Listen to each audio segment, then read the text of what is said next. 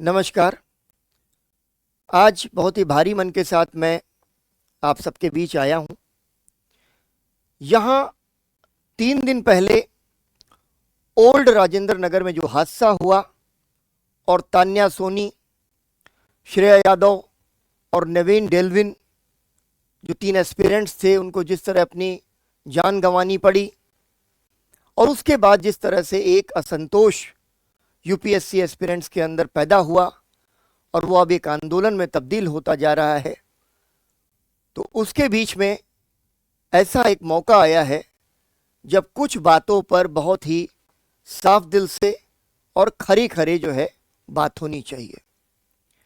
उसमें जो सबसे महत्वपूर्ण चीज है, जो पिछले काफी समय से मेरे जैसे शिक्षकों के लिए एक तरह का नैतिक द्वंद्व बनकर जो है कहीं बैठी हुई थी। समाज में जब कभी कोई इस तरह का हादसा होता है तो समाज को होश आता है, और शायद ये जो 3 अभ्यर्थी हैं, इन अभ्यर्थियों की ये जो मृत्यु है, ये जो दुखद मृत्यु है, ये उनकी शहादत बन जाएगी, क्योंकि इसके ऊपर जो आंदोलन खड़ा हुआ है वो आंदोलन कुछ बहुत ही जरूरी बिंदुओं पर विचार विमर्श करने के लिए सारे स्टेक होल्डर्स को मजबूर कर रहा है। अब इस संदर्भ में मैं जो बात आप तक पहुंचाना चाहता हूं वो एक तरीके का मॉरल डायलेमा है।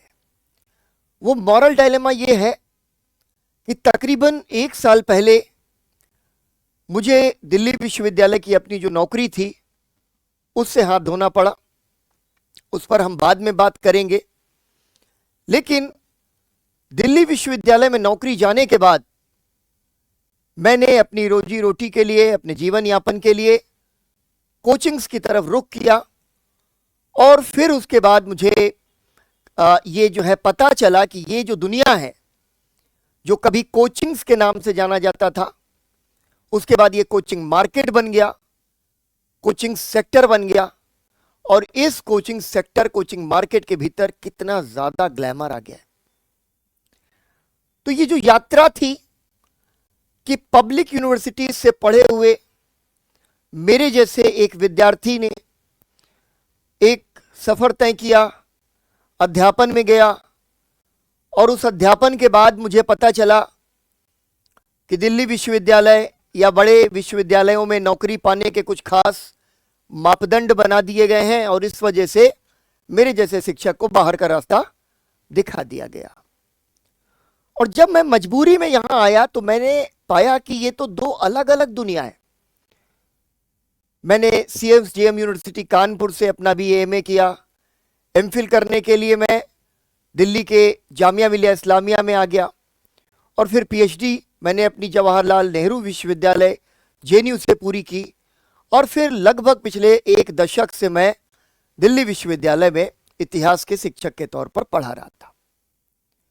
वहां हमारा जो क्लासरूम होता था, कम से कम मेरे जैसे शिक्षकों के लिए वो क्लासरूम एक बड़ा इंटरैक्टिव स्पेस होता था, जहां 50, 60, 70 बच्चे एक सेक्शन में आकर के बैठे होते थे, और हम उनके साथ क्लास में सिलेबस के साथ साथ दुनिया की बहुत सारी बातें डिस्कस करते थे। एक वार्मथ था, एक स्टूडेंट टीचर रिलेशनशिप थी, और ये वो बच्चे थे जो 6,000, 8,000 रुपया की फीस देकर के पढ़ने के लिए दिल्ली विश्वविद्यालय जैसे प्रतिष्ठित विश्वविद्यालय में आते थे। तो मेरा एक टीचर होने का जो अनुभव था दिल्ली विश्वविद्यालय में, वो एकदम भिन्न था, क्योंकि वो सरकारी विश्वविद्यालय थे, और उन सरकारी विश्वविद्यालयों में जो छात्र हैं, जो विद्यार्थी हैं, उनको शिक्षा देने की जिम्मेदारी मूल रूप से सरकार की होती थी, और सरकार उनको बहुत ही सब्सिडाइज दरों पे शिक्षा मुहैया कराती थी। और मेरे जैसे शिक्षकों को, मैं ये नहीं कहूंगा कि कम, लेकिन हाँ, एक हैंडसम अमाउंट ऑफ सैलरी जरूर मिलता था। लेकिन वो इतना नहीं होता था कि उस पैसे से आप ये सोच सकें कि आप कोई ग्लैमर, कोई लग्जरी और कोई प्रिविलेज खरीद लेंगे। लेकिन जब मैं करीब 1 साल पहले गंभीरतापूर्वक कोचिंग्स में आया तो मैंने यह पाया कि यहां पर शिक्षा के मायने और मापदंड तो बिल्कुल बदल चुके हैं। ये तो एक ऐसा ग्लैमर वर्ल्ड है जो हॉलीवुड, बॉलीवुड या हाई पावर पॉलिटिक्स से जरा सा ही आगे पीछे होगा।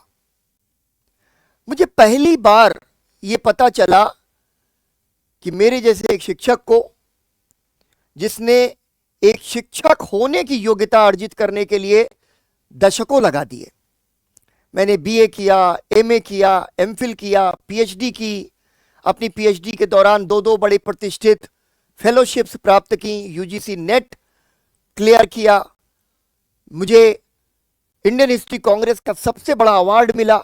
ये सब एक तरफ। दूसरी तरफ क्या था कि आपको इस ग्लैमर वर्ल्ड में फिट होने के लिए आपको ज्यादा से ज्यादा जो है वो कोचिंग्स के मापदंड पे खरा उतरना पड़ेगा। तो यहां डिग्रीज की अहमियत मुझे बहुत कम दिखाई दी। हालांकि डिग्रीज की अहमियत अब पब्लिक यूनिवर्सिटीज में भी कुछ बची नहीं है, और मैंने जानबूझकर यह कहा कि इस मुद्दे पर मैं बाद में बात करूंगा, क्योंकि मेरे जैसे शिक्षक जब दिल्ली यूनिवर्सिटी के पूरे सिस्टम से बाहर निकाल दिए जाते हैं तो अपने जीवन यापन के लिए उनके पास चारा क्या बचता है। तो निश्चित रूप से एक रोजगार, एक जॉब एवेन्यू के तौर पर कोचिंग्स हमें एक सहारा देती हैं। लेकिन कुछ एक चीजें जो हैं वो यहां पर जब मैं आया तो मुझे लगा कि ये तो बहुत बड़ा द्वंद्व है और बहुत बड़ा डिस्टेंस है। किसी ने मुझे बताया कि सर, जो स्टूडेंट्स हैं और जो यहां पर लोग हैं वो आपको कई चीजों से जज कर सकते हैं, आपकी डिग्रीज वगैरह से नहीं। वो आपकी कलाई में पहनी हुई घड़ी से जज करेंगे कि वो किस ब्रांड की है, कितनी महंगी है। वो आपके कपड़ों से आपको जज करेंगे, वो आपके जूतों से आपको जज करेंगे, और वो आपकी गाड़ी से आपको जज करेंगे। आप कितनी महंगी गाड़ी से आ रहे हैं इसका मतलब आप उतने ही महंगे और बड़े टीचर होंगे। और महंगे और बड़े टीचर होने का जो मापदंड है वो मापदंड क्या है?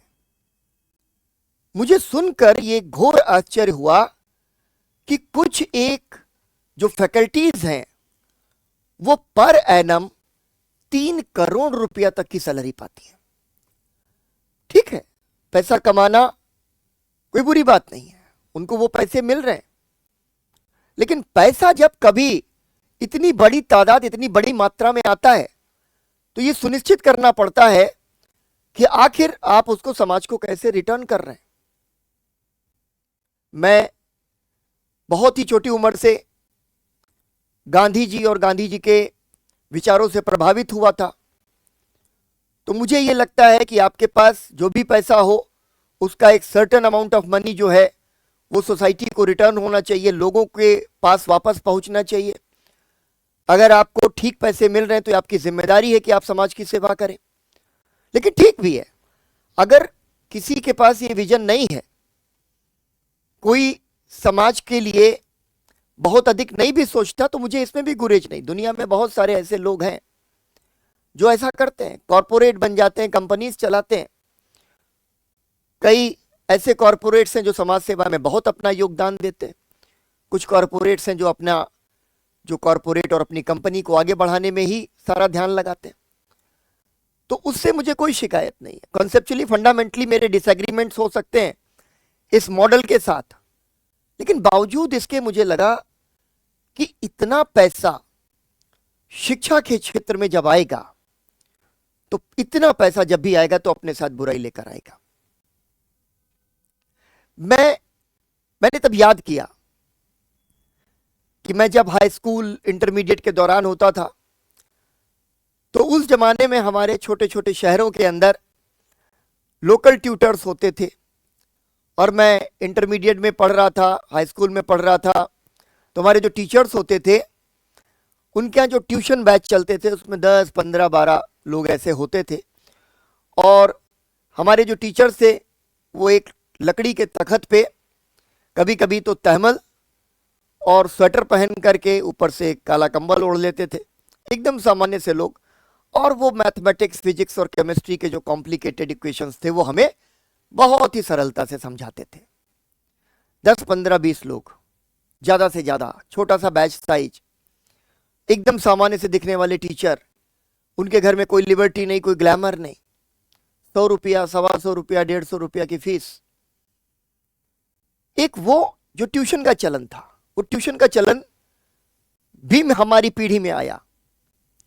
जब हम लोग पढ़ाई कर रहे थे तो हमसे पहले वाली पीढ़ी बताती थी कि उस जमाने में तो केवल और केवल आप कॉलेजेस में जाकर पढ़ाई कर लीजिए, इंटर कॉलेजेस में जाकर पढ़ाई कर लीजिए, जो फंडेड, सेमी फंडेड या प्राइवेट इंस्टीट्यूशंस भी होते थे जिनकी फीस थोड़ी ज़्यादा होती थी, इसलिए मध्य वर्ग का एक बड़ा तबका सरकारी या अर्ध सरकारी स्कूलों में जाता था।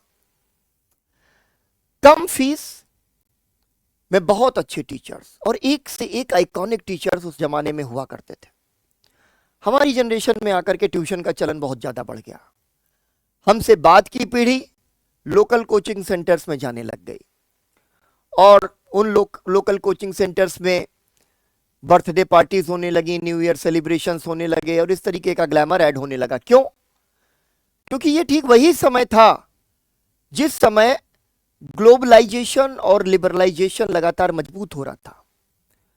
हर एक चीज मार्केट कमोडिटी बनती जा रही थी, तो शिक्षा भी मार्केट कमोडिटी बनती जा रही थी। सौभाग्य से ये ट्रांजिशन काफी लंबा चला और खासतौर पर मेरे लिए सौभाग्य था कि उसके बाद मैं फिर CSJM यूनिवर्सिटी, फिर जामिया, फिर JNU आया और फिर मैं दिल्ली यूनिवर्सिटी में पढ़ाने भी लग गया। तो पब्लिक यूनिवर्सिटीज में एजुकेशन का जो एक्सपोजर था, उसी वजह से मैं आज जहां पहुंचा वहां हूं, वरना मैं यहां हो नहीं पाता। अगर मुझे भी प्राइवेट यूनिवर्सिटीज में महंगी फीस देनी पड़ती तो हमारी आर्थिक स्थिति ऐसी नहीं थी कि हम बहुत ज्यादा फीस देकर के अपनी जो है उच्च शिक्षा, हायर एजुकेशन कर पाते। वहां से निकल के जब मैंने कोचिंग वर्ल्ड देखा, तो तब से कहीं ना कहीं एक बोझ मेरे दिल पे था कि यहां इतना ज्यादा जो ग्लैमर है, इतना ज्यादा जो फीस है, इतना ज्यादा जो क्राउड आ रहा है, वो क्या एथिकल और मॉरल ग्राउंड्स पर आ रहा है? और इस दौरान जो मेरे नए नए रिविलेशंस, नए नए उद्घाटन हुए, मुझे लगा कि ओल्ड राजेंद्र नगर के हादसे के बाद मुझे एक एक करके इन सब पर बात कर लेनी चाहिए। क्योंकि कभी कभी आप कोई मॉरल डिलेमा बहुत लंबे टाइम तक अगर कैरी करते हैं तो वो आपके लिए बोझ उठाना बहुत भारी हो जाता है। मैंने स्टूडेंट्स के एंगर को देखा, उनके डिसकंटेंट को देखा, उनके इश्यूज को, जिनको मैं पहले से काफी समझने की कोशिश कर रहा हूं, उसको देखा। और उसके बाद मुझे लगा कि नहीं, ये समय है जब इस पूरी क्राइसिस को हमें होलिस्टिकली जो है एनालाइज और समराइज जरूर करना चाहिए कि आखिर समस्या कहां है। क्योंकि मुझे लगता है कि पहली बार समाज जो है, बहुत दिनों के बाद समाज सुनने और बदलने को तैयार है। और इस मौके पर जो जरूरी बातें हैं उन पर बहुत ही सीरियस पॉन्डरिंग ओवर होनी चाहिए। यहां पर बहुत ही जो है डीप डिस्कशन होना चाहिए, एक डिबेट बननी चाहिए। और इस डिबेट में मुझे लगता है कि शिक्षकों को और विद्यार्थियों को, दोनों को बहुत ही डेमोक्रेटिक स्पिरिट के साथ पार्टिसिपेट करना चाहिए। यहां जाहिर सी बात है कि जो सिस्टमिक प्रॉब्लम्स हैं उनको हम इंडिकेट करें, जो भी कंसर्न्ड अथॉरिटीज हैं उनसे डिमांड करें कि जल्दी से जल्दी एक मैकेनिज्म बनाया जाए, एक गाइडलाइन बनाई जाए, और इस तरह से जो पूरा एक बड़ा जो स्टूडेंट का क्लास है, जो छोटे शहरों से, दूर दराज के इलाकों से दिल्ली या महानगरों में पढ़ने आता है, उसकी जो ग्रीवांसेस हैं उनको एड्रेस किया जाए। जो कोचिंग इंस्टीट्यूट्स हैं उनके साथ भी एक बातचीत की जाए, उनके लिए भी कुछ मोडालिटीज बनाई जाए, कुछ फीस का कैप बना दिया जाए, उन्हें ये कहा जाए कि आप इतनी सुविधाएं, इतने सिक्योरिटी अरेंजमेंट्स, मेजरमेंट्स को आपको फॉलो करने पड़ेंगे, ये सब किया जाए। लेकिन इन सब के बीच में जो सबसे जरूरी चीज है वो ये कि इस पूरी क्राइसिस को होलिस्टिकली समझने की कोशिश की जाए। और मैं ये चाहता हूं कि ये जब इन 3 बच्चों ने जो अपनी जान दी है, जो इतना मर्मांतक, इतना दुखद घटनाक्रम हमने अपनी आंख से देखा, इस मौके को हमें गंवाना नहीं चाहिए।